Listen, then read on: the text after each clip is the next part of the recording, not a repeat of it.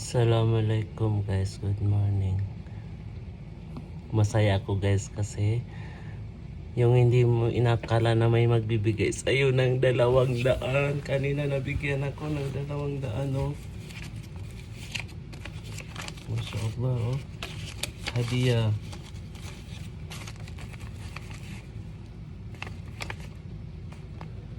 Binigay nung yung local kanina umaga tapos binigyan ako ng 200 na riyal. Alhamdulillah. Tingnan nyo guys oh. Hadiah to oh.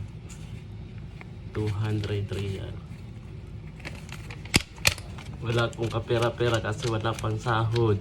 Tapos nakadiha ko ng 200. Syukran, alhamdulillah ya Allah.